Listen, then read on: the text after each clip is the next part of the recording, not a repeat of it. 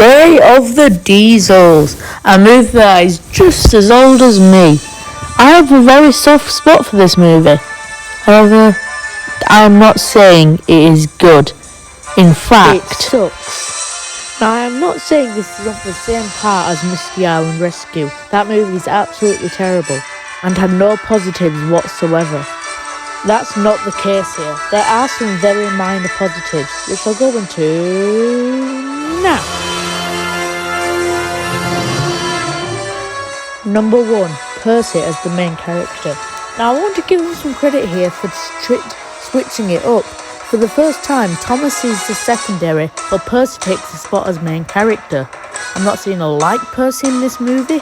He is incredibly stupid, but I will give him some credit for changing it up. For the first time ever, Percy is the main character, and it's very rare Thomas movies have a main character other than Thomas. A shape slid from the shadows. Percy knew who it was. Diesel 10.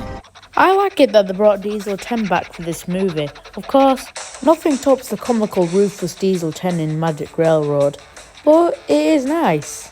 He's very clever and quiet, connecting all the dots and thinking behind the scenes. He's gone to tell the Fat Controller. So, Victor has left the steamworks. Yes.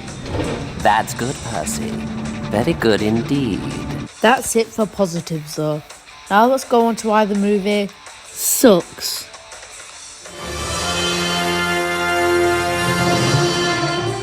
Number 1, Diesel subplot. Again, what is it with these movies just introducing Diesel in the first act and then not using him halfway in the film? Again, this is the second time we've done this. And again, we're back to Thomas being a racist bigot again. In this scene, he says, Sode or Steamies, don't go to the diesel works. It's dark, and it's dirty, and it's full of diesels. Diesels can be devious. Oh my! Number 2, morals. Now this is a problem with Mystery Island Rescue as well, which I forgot to address. But for now, I'll tell you the problem with this. The morals of this movie are a mess. Also, the diesel engine manipulating Percy to take over the steamworks, which paints them in a bad light. So, what's the moral? That people unlike us are bad, so don't trust them? That's terrible! Number 3, Steamies versus Diesels conflict. This is the worst part of the film. As I just said, the Diesels try to manipulate Percy and paints them in a bad light, while the steam engines are really good on doing all the jobs, which paints them in a good light. In fact, the movie even went out of its way to introduce nice Diesels like Salty and Mavis. Do you think they wanted to take over the steamworks? Of course not. Following all engines analysation, I said I'd deal with this, didn't I? Number 4, Thomas and Percy's relationship. This is not just a problem for this movie.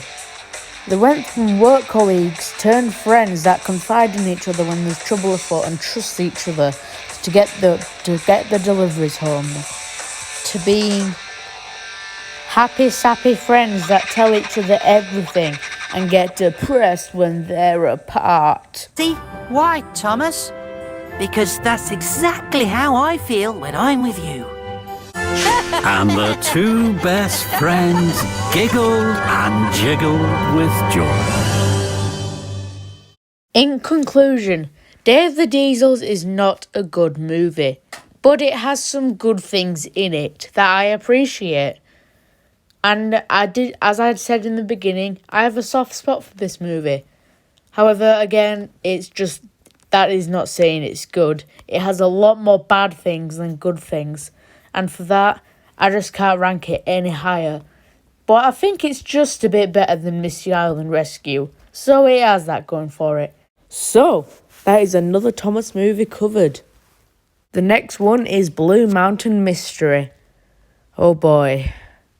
What a movie we have ahead of us. The bridge! Luke! Thomas tried to race off to find Luke, but then there was trouble. His wheels were too big for the narrow gauge tracks. Oh dear! Whoa! Whoa! Whoa! That was stupid.